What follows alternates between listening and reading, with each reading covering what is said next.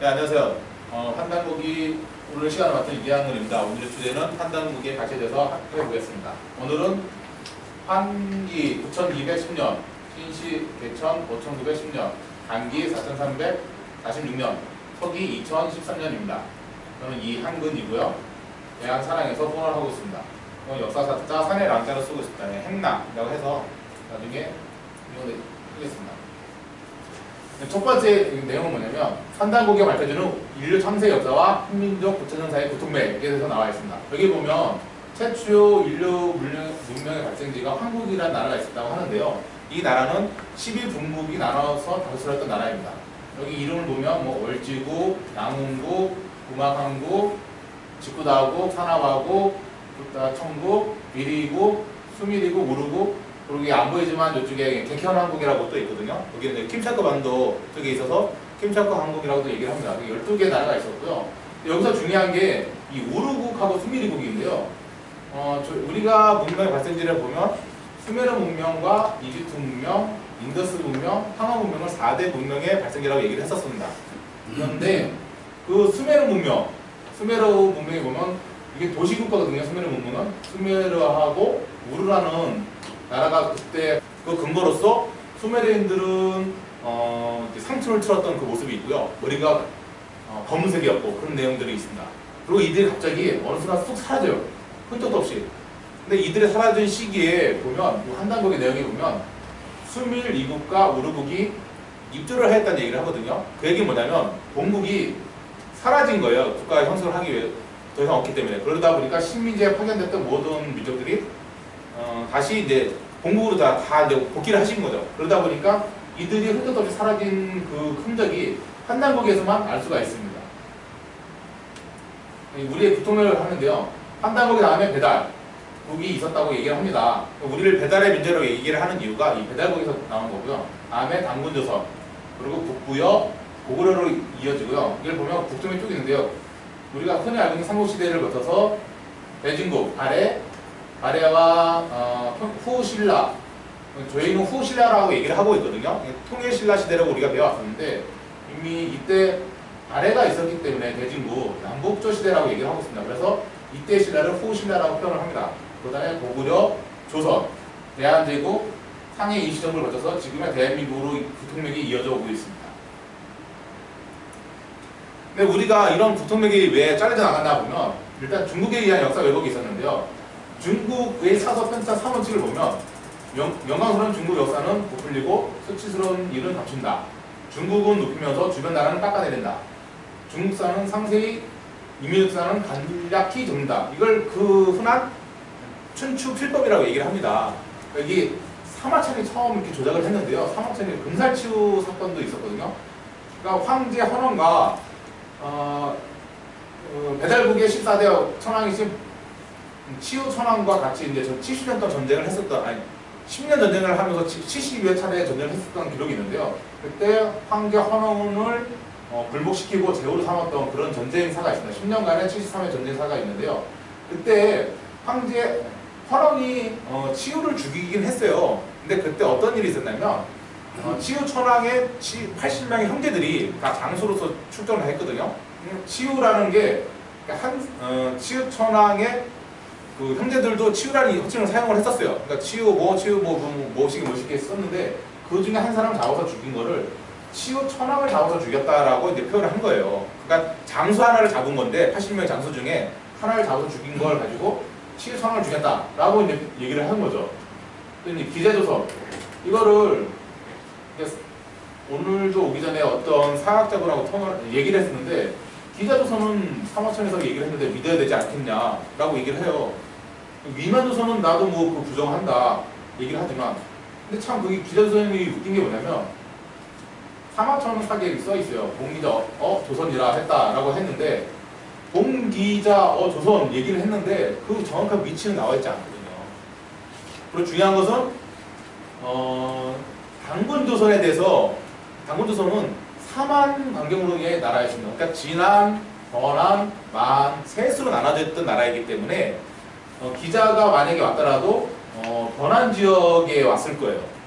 번안 지역에 와서 번안 지역 전체가 아니라 번안 지역의 한 지역을 관리하던 그런 관리 정도는 될 수 있지만 고조선 전체를 관리하는, 전체를 대변하는 나라가 될 수가 없는 거죠. 최대한 양보를 하려도 변한 뭐 이렇게 할까? 그러니까 되지가 않는 거예요. 그러니까 기자조선이 실제 대통령으로 이어지는 것 자체가 허구가 된 겁니다. 이제 위만조선이 여기가 위만의 얘기거든요. 이 당군조선이 마지막 왕조 때는 해머스 왕이 되면서 이름을 북부여로 바꿔버립니다. 이름을 그때. 그러니까 북부여가 당군조선을 계승을 했고 위만이 차지한 것은 이 번안의 중앙을 쫓아내고 거기 번조선만 차지했거든요. 그러니까 지금 대한민국 따지면 대한민국 땅에서 전라도 땅만 뺏긴 그런 상황입니다. 근데 전라도만 뺏겼는데 전체 다 뺏겼다! 라고 이제 얘기하는 게 이게 위만조선의 실체예요. 그리고 한문제가 이 위만조선을 치고 뭐 이제 한사군 설치를 했다고 하는데 그때도 한사군을 설치를 못했다고 얘기를 하는 게 여기 보면 한문제가 5월을 말하고 그때 사군을 설치했다. 근데 분명히 고도막한이 그러니까 동무여왕이 이제 북부의 5대 왕이거든요. 5대 당군. 의병을 일으켜서 물리치고 그리고 사마천 사기에도 나와 있습니다. 조선의 백성들로서 제후를 삼았다는 게 5명을 제후를 삼아요. 그러니까 위만 정권을 한무제가 무너뜨린 것까지는 맞는데 거기를 지배를 하려고 했는데 오히려 고조선 유민들의 반란으로 인해서 밀려나고 고조선한테 다시 땅을 내주게 된 상황이 된 거죠. 그리고 거기다 그냥 그 유민들한테 어쩔 수 없이 제후의 봉호를 내려주게 됩니다. 그러니까 자기가 지배를 하는 게 아니라 그냥 이게 봉후만 내려준 거예요. 제후 자금만. 실질적인 우리 조선의 유민들이 다 지배를 했었던 겁니다. 그것도 옆에 보시면 일제에 의한 식민 역사 왜곡. 우리가 역사 왜곡을 크게 보면 외독, 중독, 양독을 얘기를 하고 있습니다. 근데 그 첫 번째가 이제 외독이거든요. 일본 애들. 일제시대 때 우리의 전통 역사를 다 말씀을 했습니다. 또 광개토 대왕 비문 조작 뭐 사례도 있고요. 그 임나일본부 제가 이 내용을 봤는데 어떤 내용이냐면 일본은 그때 임나라고 얘기를 했었어요. 그러니까 이게 가해 식민지라고 우리는 오히려 배웠는데 임나. 그 비문에 나와 있어요. 임나인들이 신라와 백성을 쳐들어와 자기의 땅을 삼으려 했었다라는 내용이 있어요. 근데 그래서 광개토 대왕이 내려가지고 외를 치는 거거든요. 그러면서 이제 외를 보복시키고 광개토 대왕이 이제 백제랑 신라를 다 제후로 삼는 그런 내용이 남아 있거든요. 근데 그 삼으려고 했었다라는 그 말을 위해서 고라는 그 했었다라는 그 말만 빼고 삼았다라고 딱 해버렸어요. 그거 하나만 딱 글자를 빼버렸어요. 석회로 그게 막아버린 거죠. 근데 그게 100년의 세월이 흐르니까 이슬에 이제 얼음이 녹았다 녹았다 막 하니까 점점 떨어져 나간 거예요. 그게. 그러면서 그 탁본이 다시 나왔어요. 지금 탁본에는 그래서 그게 조작된 게 딱 나와요. 일본 애들이 석회로 그 글자 하나 바꾸겠는데 그 임나 일본부가 그래서 날아갑니다. 그리고 그 유명한 옛적에 석유 한국이 있었다라는 이런 글자 하나를 석유 환인이라는 글자 하나 바꾸면서 우리나라 상무시대에서 싹 날려버리는 글자 하나로 이런 조작도 있습니다. 요거를 한번 동영상을 한번 먼저 준비를 하겠는데요. 동영상을 한번 보겠습니다.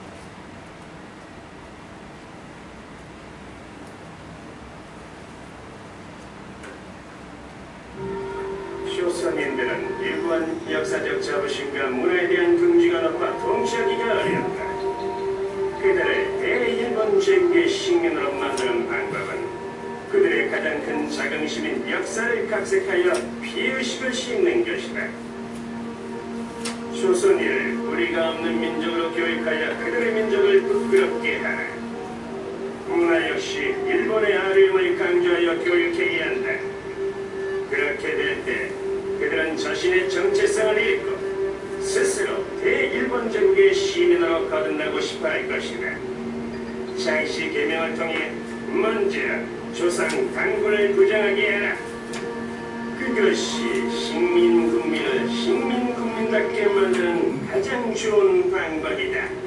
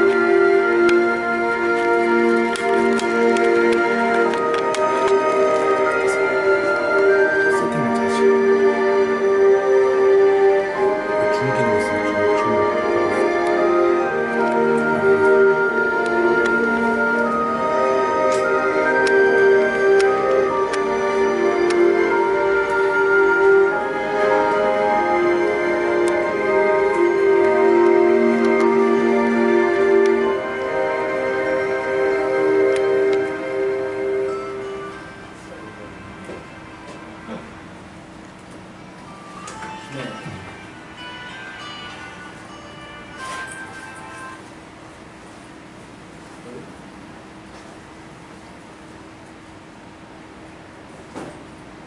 다시 그럼 다음 페이지를 보겠습니다. 우리가 이렇게 역사 왜곡을 당했었던 거예요. 일본에 의해서. 자, 그리고 또 웃긴 건 우리도 그것을 똑같이 또 왜곡을 합니다. 우리 손으로 말살한 역사 왜곡. 우리는 왜 아직도 바로 역사를 알지 못하는가?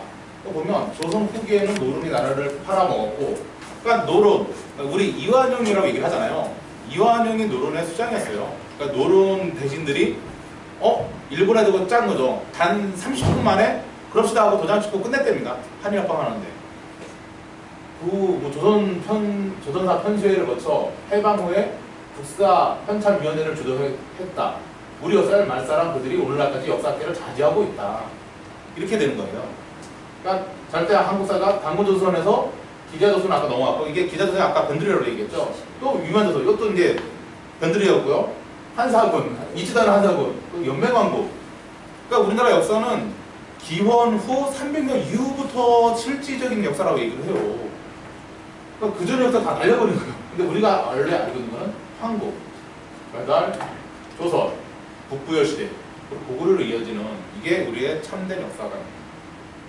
또 김부식이 중화사관에 쓴 삼국사기. 김부식도 중화사관에 의해서 그때 이제 쓸 수밖에 없었던 상황이 있고요. 또 이래를 쓴 삼국유사. 삼국유사에서는 이 황국을 재석 한인이다라고 표현을 하면서 이 사람을 그냥 신화적인 걸로 바꿔버렸어요. 그런 내용이 있고.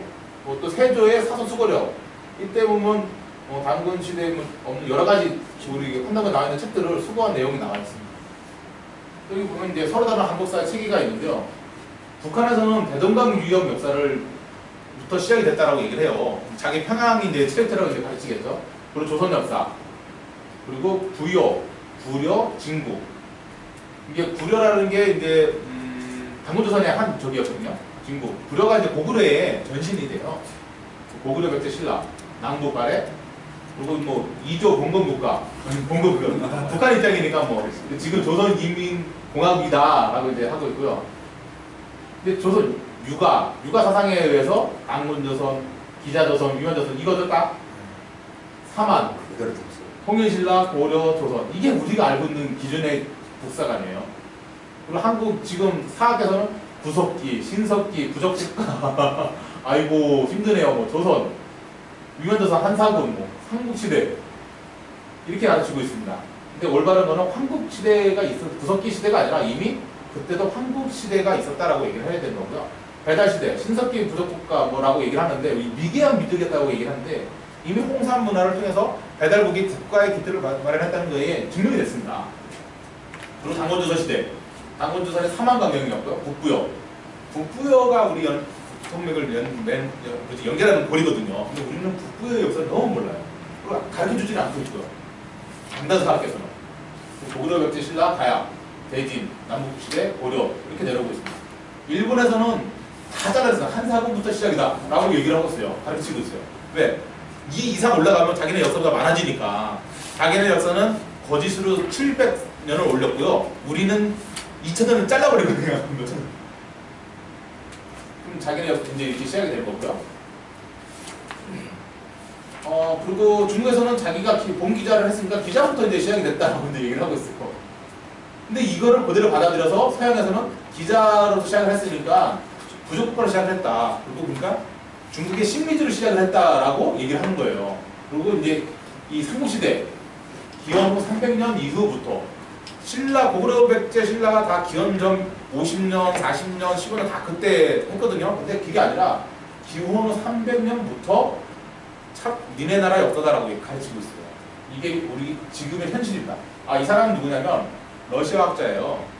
러시아 학자인데 푸틴이라는 사람인데 이 사람이 딱 시베리아 지역 역사를 공부하다 보니까 고조선이라는 나라를 빼놓고는 이 동북아 역사에서 얘기를 할 수 없다라는 걸 얘기를 하는 거예요. 그런데 이상하게 한국 사람들은 고조선을 부정한다는 거죠. 중국이나 일본 없는 역사를 만드는데 이해를 할 수 없는 나라다라고 얘기를 하고 있어요. 우리가 이런 과정을 거쳐왔기 때문에 그렇습니다. 일본 침례사관에 의해서. 이게 그럼 한다고기가 위선론들이 많은데 그거를 그래서 요즘에 이제 천문학적으로 그 고증을 해봤어요. 한단국에 나와 있는 내용을 가지고 그 오성칠이라는 사건이 있었거든요. 그러니까 별이 목성, 토성, 화성, 수성, 금성 5개 행성이 일자로 쭉 나열하는 그 현상을 한 거예요. 그래서 천문학을 이제 시뮬레이션을 한 거죠.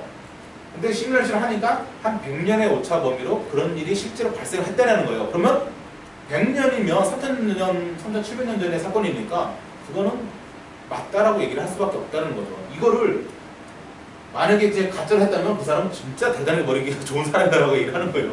이 모든 걸 꾸밀 수 있다는 거는 대단한 박사라는 거죠. 오성치료 현상, 이거 하나만 가지고도 한단국의 내용에서 물론 이제 세월이 흐르면서 잘못 포기된 이런 것들도 있긴 있겠죠. 그렇지만 이런 역사적 사건, 이런 자연 현상 같은 거는 바꿀 수가 없는 거잖아요. 증명을 해주고 있습니다. 이게 한단국이 발표된 9000년의 우리나라 국통명입니다. 처음에 황국, 배달, 고조선, 강조선으로 하는 삼성조 시대라고 얘기를 하고 있습니다. 이때까지는 제정일치의 시대였어요. 그러니까 뭐 다 신선의 나라였다라고 얘기를 하고 있고요. 열국시대 이때부터 이제 그 재정이 분리가 되고 그러니까 정치와 재정이 분리가 되는 그런 시대가 됩니다.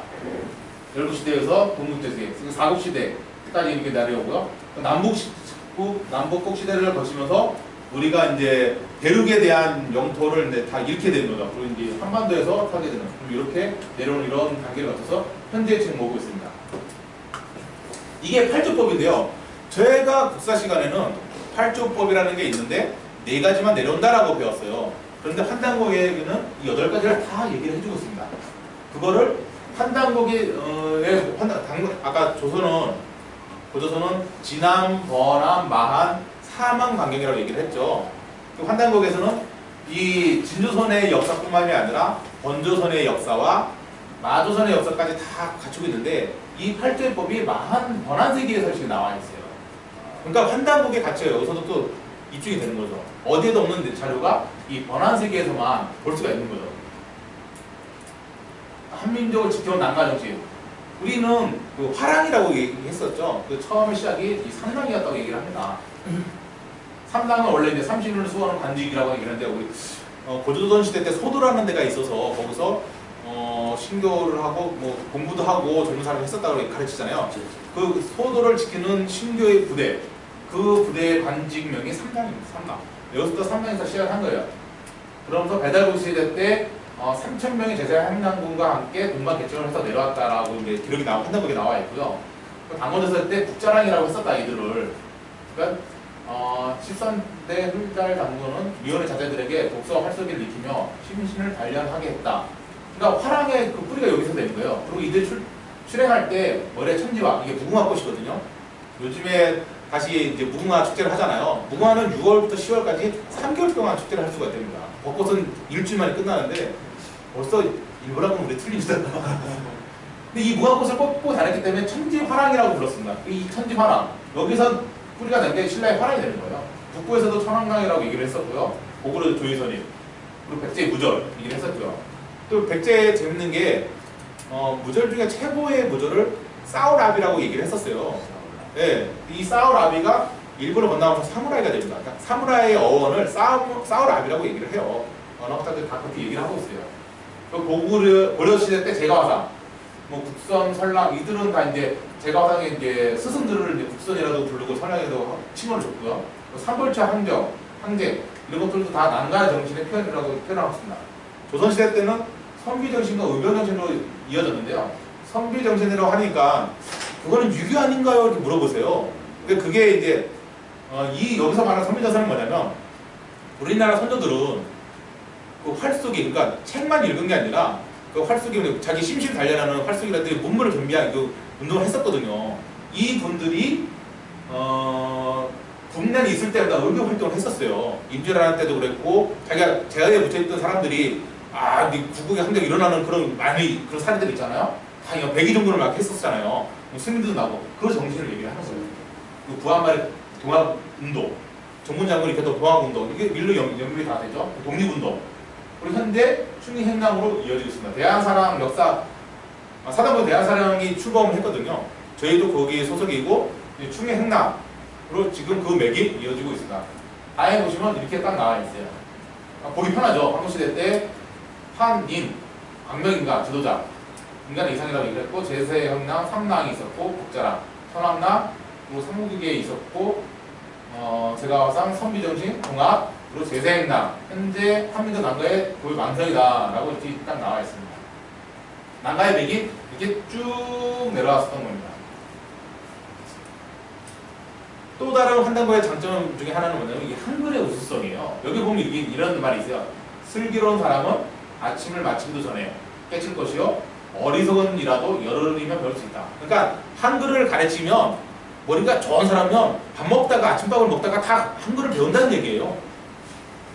아무리 바보 같더라도 열흘이면 배운다는 얘기예요. 이게 뭔 얘기냐면 각 나라말 있잖아요.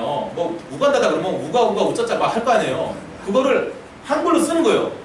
이 사람이 일주일만 한글을 배우면 자기 나라 말을 한글로 쓸 수가 있는 거예요. 글자를. 우리나라 말을 한국어를 배운다는 게 아니라 한글, 글자를 표현. 쉽게 해서 우리가 우가 우짜짜를 영어로 우리가 쓴다고 해도 우가면은 UGA인가 이게 이거 해야 되나요?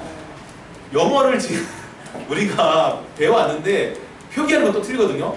근데 한글은 아무리 어리석은 사람이라도 열흘이면 배울 수 있다고 합니다. 그래, 그게 한글의 장점이에요. 이게 세계 문자 올림픽을 2번이나 했대요. 2번이나 했는데 그 두 번째 대회가 2012년 10월 9일이었습니다. 근데 그때 한글이 1위를 했고요. 인도의 텔그루 문자가 2위를 했고요. 영어가 3위를 했습니다. 근데 이 문자 올림픽이 재밌는 건 뭐냐면 영어 알파벳 20문자 표현할 수 있는 소리는 300여 개에 불과하지만 한글 24자로는 이론상 12,000개를 표현할 수 있다고 합니다.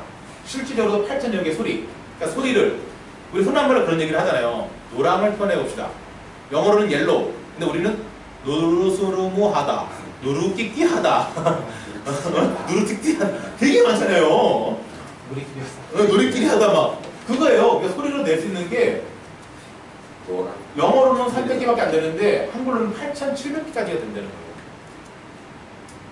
짧은 시간에 우리 카톡 막 하잖아요. 타자 능력도 한글을 따라갈 수가 없다고 합니다. 이번 대회가 그리고 또 이번 2차 대회 때는 창조, 개조한 문자가 다 참가를 했거든요. 그러니까 더 이상은 더 좋은 문자가 지금으로서 나올 수가 없는 거예요. 그러니까 사용하지 않는 막 1회 대회 때도 한글이 1위를 했거든요. 그러니까 이 사람들이 2회 대회 때는 글자를 만들어 왔어요. 장점만 뽑아서. 그런데도 한글을 못 따라갔어요. 그러니까 더 이상의 문자 올림픽은 이제 없다. 의미가 없잖아요. 어차피 한글밖에 안 되니까. 그런 얘기를 하고 있습니다. 훈민정음의 뿌리. 우리 훈민정음을 세종대왕이 만났다고 얘기를 하는데 그 전에 가렌토라는 글자가 있다고 해요. 이 한단국에 나와 있는. 근데 이 한단국 28자에서 10개를 빼면 훈민정음 28자가 딱 일치를 다 합니다. 비슷합니다. 비교하러 보신 거고요. 이 고단 문자를 비교해 볼 건데요. 우리 가렌토 문자, 훈민정음, 그리고 일본의 신대 문자, 인도의 브라다토 문자, 그리고 몽고 파스타 문자, 중국의 각고 문자. 그러면 어딘가 좀 이렇게 좀 비슷해 보이잖아요. 알파벳도 있어요. 뭐 X 이런 거 다 알파벳으로 넘어갔어요. 네. 가렌토를 보면 아까 뭐 38장을 보면 H 있죠? 그죠? 뭐 이거 다 있어요. T, I, 뭐 M 있고 뭐. 네. 그러니까 표음 문자에는 다 이게 가렌토 문자가 중요합니다. 한글은 가장 풍부한 표현을 가진 독보적 문자라고 얘기를 하고 있습니다. 또 외국인들은 말을 할 때 근데 제스처, 이런 식으로 말을 한다고 하잖아요. 근데 우리는 말로서 충분하기 때문에 제스처를 굳이 쓸 필요가 없다는 거예요. 모든 표현이 다 되니까. 그리고 세계 문자 사상 가장 지구된 글자. 유네스코에 따르면 전 세계 약 3,000여 종족이 그들의 문자가 없어서 그들의 언어가 소멸될 위기에 처해 있다고 합니다. 근데 위원회에서는 이들 소수 민족에게 한글을 보급하는 작업을 추진 중이라고 합니다. 이게 벌써 1999년도에 있었던 얘기예요. 그러니까 문자가 없는 종족들한테 저희 한글을 가르치는 거예요. 열흘이면 다 배울 수가 있으니까 자기 나라 말을. 우리 뭐 띠아띠아족이가 인도네시아에 그 얘기도 있었죠. 그러니까 전 세계 아프리카라든지 오지에 있는 민족들한테 한글 보급 운동을 지금 전 세계적으로 하고 있어요. 이미 유엔의 차원에서. 영어나 다른 걸 가르치려면 시간이 너무 오래 걸리거든요. 한 달 걸린대요, 영어를 가르치려면. 근데 한글은 열흘이면 되니까 빨리 자기 나라를 가르쳐서 자기들 문화, 고유의 풍속을 다 기록으로 남길 수가 있게 되는 거죠. 그러니까 중요한 거예요.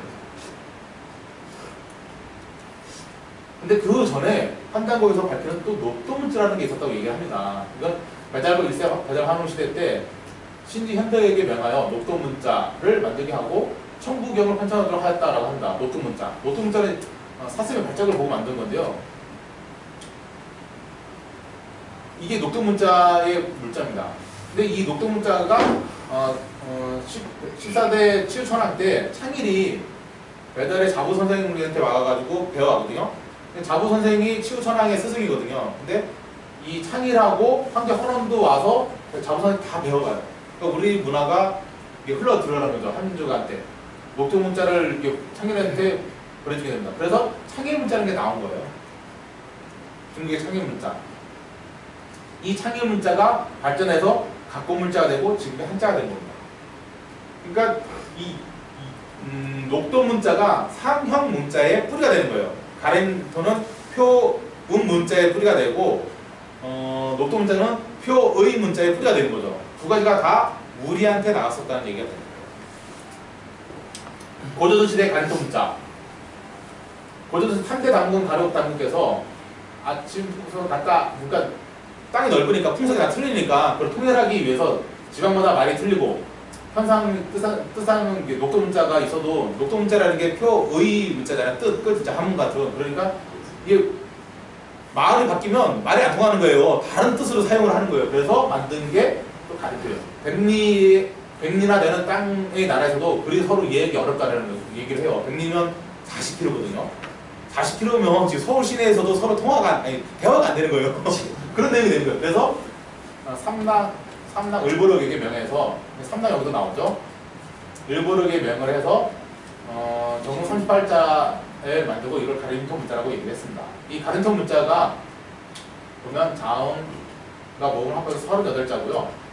지금부터 4138년 전에 이제 이라고 합니다. 이게 이제 2002년 기준이에요. 이때 만들었다고 얘기를 합니다. 이게 가른토 문자 선전 8자입니다. 일본에 건너갈 가른토 문자 딱 나와 있죠. 일본은 지금 가라카나 히타카나라고 지금 배우잖아요. 그 전에 문자를 신대 문자라고 얘기를 해요. 그러면서 무슨 얘기를 하냐면 신대 문자가 한국에 전해져서 한글을 만들었다 라고 이렇게 역으로 얘기를 하고 있어요. 근데 우리는 반박할 근거가 없었거든요. 근데 신대 문자 이전에 가른토가 있었다 하니까 가른토에서 신대가 나왔고 신대에서 다시 이렇게 지금의 글자가 화신대자가 이게 뿌리가 밝혀지잖아요. 그러니까 이 한단국의 가치가 여기서 또 중요성이 드러나는 거예요. 이게 한단국이가 가른토라는 얘기를 안 하면 우리나라 한글을 신대 문자에서 배웠다라고밖에 할 수가 없는 거예요. 그렇게 가르쳐야 되는 거예요. 근거가 없으니까. 그런 중요한 내용입니다. 또 인도로도 건너가서 인도에도 쓰여져 있습니다. 신라 마태상이 부도지라는 걸 썼는데요. 그 사서가 전해오는데 부도지 17, 18장의 기록을 보면 무임금 시대 때 고조선의 제후였던 순임금의 부친 유호치는 월시 선생의 땅, 그러니까 인도로 들어가서 그 지방 사람들을 교화시켰다. 그러니까 그때 이제 가르친 거예요. 교화시켰다. 인도로 넘어갔다는 얘기는 벌써 그러니까 우임금 때니까 우리 부도 타졌다 했거든요. 그러니까 2300년 되잖아요. 그때 인도를 가서 가르치는 거예요. 아까 문자를 이제 고대문자를 비교를 해봤었죠? 그죠? 인도 문자, 불화자트 문자가 그렇게 되는 거고 다 이 뿌리가 결국은 가렌토에서 다 넘어가게 되는 거예요.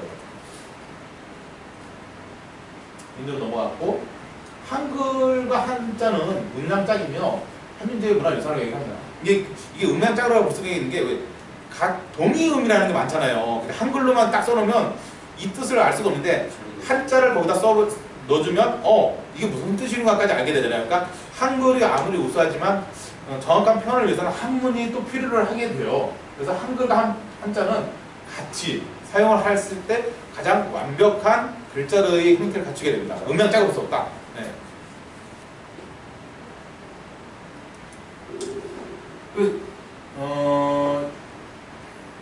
한달국에서는 우리나라의 3대 경전을 얘기를 하고 있습니다. 청부경과 삼일신고 그리고 천정경경을 얘기를 하고 있어요. 청부경 내용은 하늘의 뜻과 만물 천조의 법칙을 드러내는 경전으로서 천재의 주권자로서 상계님께서 내려주신 통치 섭리를 선포한 경전입니다. 나와 있고요. 그리고 3일 신고는 그러니까 천부경 진리의 핵심을 풀어놓은 것으로서 뭐 허공, 일신, 천궁, 세계, 인물 5개 장으로 구성이 되어 있고요. 신구의 세계관과 신관, 상대관, 이관관, 수행관의 정수를 요약한 경전입니다. 이 366장. 요게 딱 1년 날수에 맞춰서 만든 거거든요. 해의 일면을 거듭나는 진화, 신의 길을 밝히고 있습니다. 3일 신고에서는. 삼정개경이 만들어진 건 배달시대 때 한민족 윤리교과서였는데요. 이거를 고구려 면제상 을파서가 백운산에서 기도에 받아내려 기도 역할을 하였습니다. 그래서 이제 참전 개정이 완성이 된 거는 어하가가 이제 합쳐지면서 어하가가 그 당시에 이제 군가였다고 얘기를 해요. 그래서 여러분들 근데 그 뿌리는 이미 참전 개정으로서 황금 시대 때 있었다라고 이제 내려오고 있습니다. 이 3대 경전, 우리 문제 3대 경전, 천부경, 3일 신고, 참전 개정. 요거 대해서 또 다음에 한번 알아보겠습니다. 네, 천부경 81절입니다. 99, 81에서 81자에 마친 거예요. 일시 무실 이요 석삼극 하야도 무진본이니라. 천의 일은 일이요 지의 일은 이요 인의 일은 삼이니 일적시거라도 무게가 삼이니라. 천도 1호 3이요 지도 1호 3이요 인도 1호 3이니 대사 합력하야 생칠 팔구하고 문삼사하야 성한호칠이니라. 일이 묘연하야 만화막내라도 용병부동본이니라.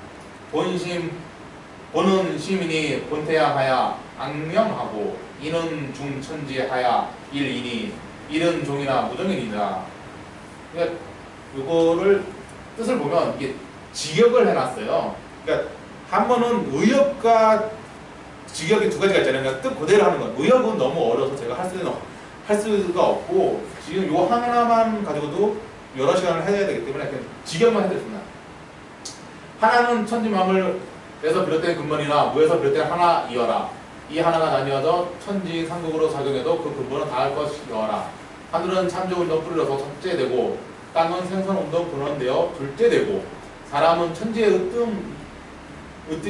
꿈 이루어서 셋째되니 하나가 생장하여 10가지 열리지만 다음 없는 조화로서 삼세도 이름일세.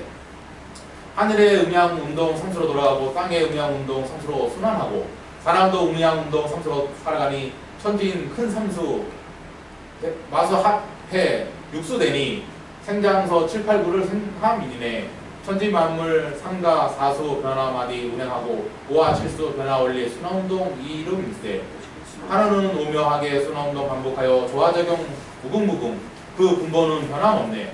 근본은 마음이니 태양의 근본 두어 마음의 대광명은 한없이 밝고 밝아 사람은 천지중심 존귀한 회리니 하나는 천지만물 끝을 맺는 근본이나 물어돌아가 마무리된 하나이니라. 다음은 삼일신고입니다. 삼일신고의 첫 번째 장 1장 허공인데요. 허공의 뜻은 이거예요. 천지께서 이렇게 말씀하셨다. 너희 오가와 백성들아 저 푸르고 푸른 것이 하늘이 아니며 저 아득하고 아득한 것도 하늘이 아니니라. 하늘은 형체와 바탕이 없고 천과 끝도 없으며 위아래와 동서남 끝도 없느니라. 또한 겉도 비고 속도 비어서 있지 않은 것이 없고 감싸지 않은 바가 없느니라. 허공에 대해서 천원에 대해서 얘기를 하고 있습니다. 1장 제2장 2장은 일신 신에서 신관입니다. 상계님은 위 없는 으뜸자리에 계시어 덕과 위대한 지혜와 무한한 창조력으로 하늘을 생겨나게 하시고 헤아릴 수 없이 맑은 세계를 주재하시느니라. 많고 많은 것을 지으시되 특별 만한 것도 빠뜨림이 없고 무한히 밝고 신령하시어 감히 이름지어 헤아릴 수 없느니라. 소리와 기운으로만 기도하면 상계님을 칭찬할 수 없으리니 너희 타고난 삼신의 본성에서 진리의 열매를 구하여라. 그러면 상계님의 설령이 너희 머리에 내려오시리라. 상관, 천궁. 하늘은 상계님이 계시는 신의 나라이니라. 여기에는 천궁이 있어 온갖 선들을 쌓고 온갖 덕으로 문을 삼으니 한분 산제님이 임어하여 계신 곳이요 묻 신령과 철인이 모시고 있어 크게 길하고 상스럽고 크게 건강한 곳이라. 오직 본성에 통하고 천지의 공덕을 완수한 자라야 이곳에 들어가 영원한 즐거움을 얻으리라. 4장 세계관. 너희들은 무수히 널리 있는 저 별을 보아라. 부수가 다하며 나니 크고 작음 밝음과 어두 괴로움과 즐거움이 같지 않으리라. 자기님께서 무세계를 지으시고 그 중에 태양세계를 맡은 사제에게 명령을 내려 700세계를 다스리게 하였으니 너희 땅 그 자체는 큰 것처럼 보이나 하나의 둥근 환양만한 세계입니다. 조화를 간직한 태초의 불덩어리가 터지고 커져서 바다로 변하고 육지가 되어 마침내 드러난 형상을 이루었느니라.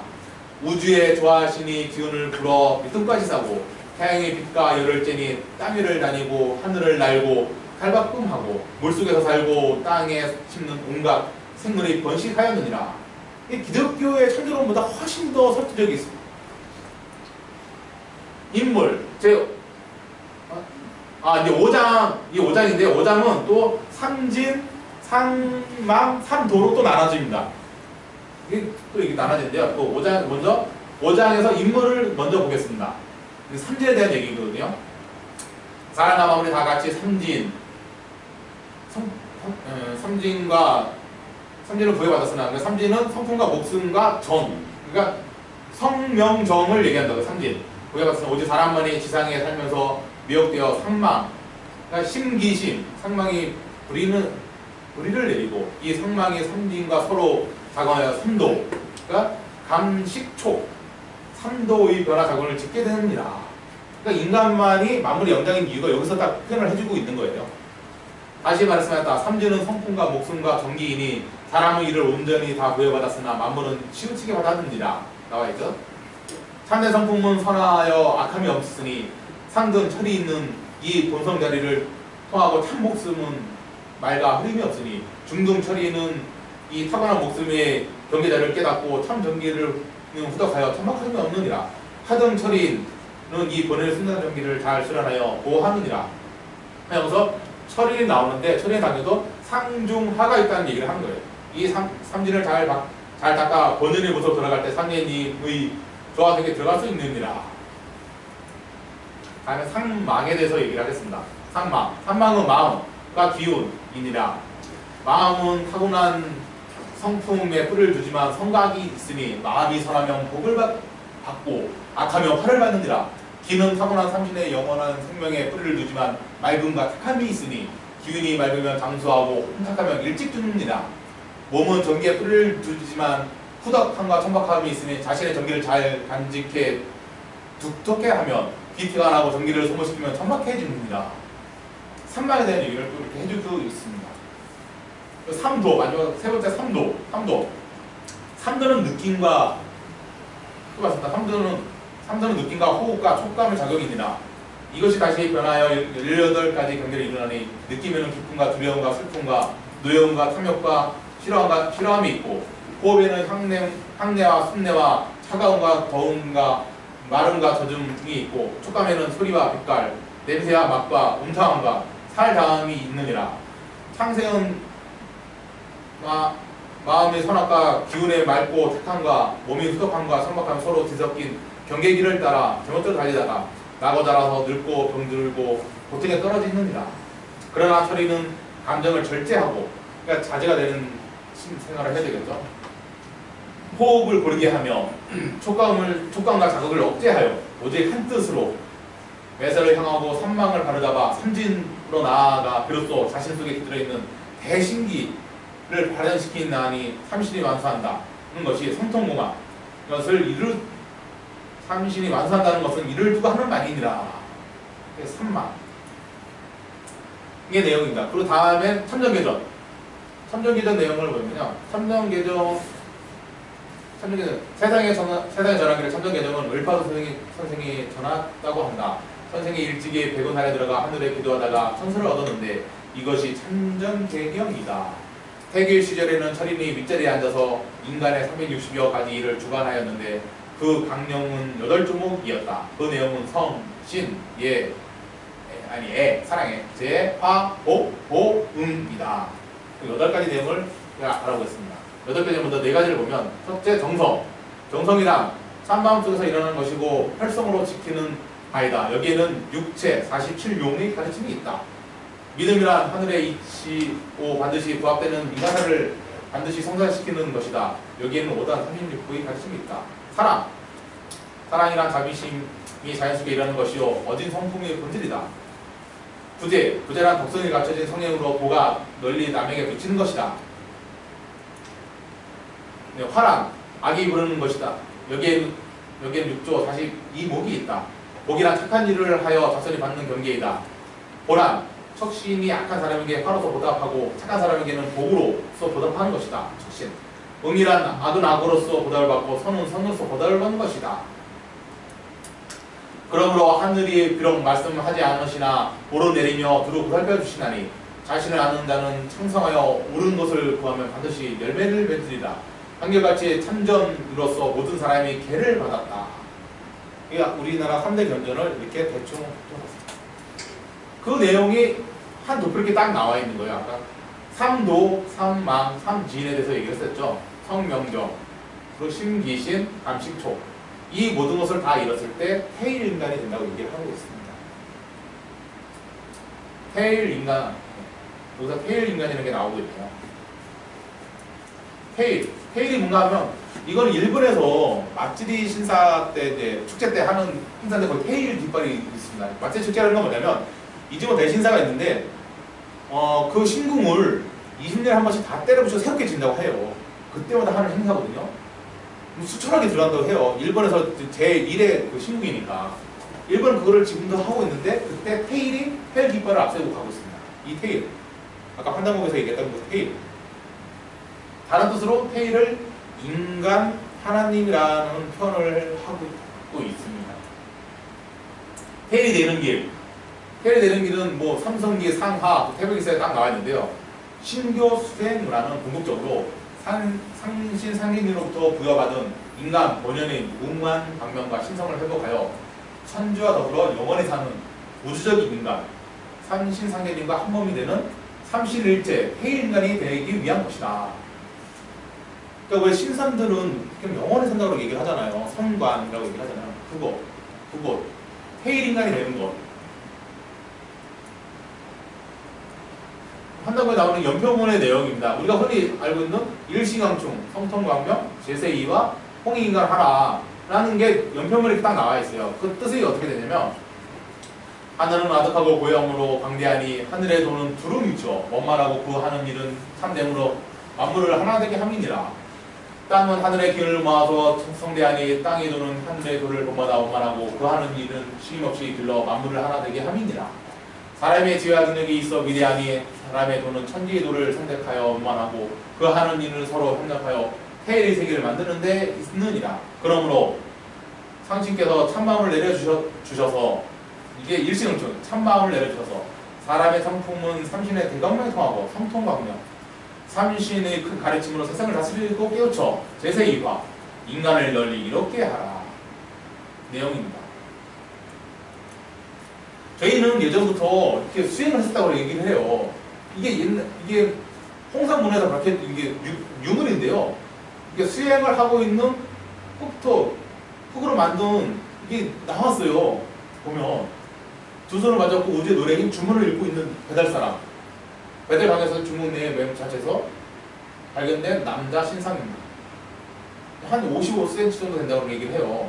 그러니까 예로부터 저희는 이런 주문 수행, 성면단, 태일인간이 되기 위한 수행을 했었던 거예요.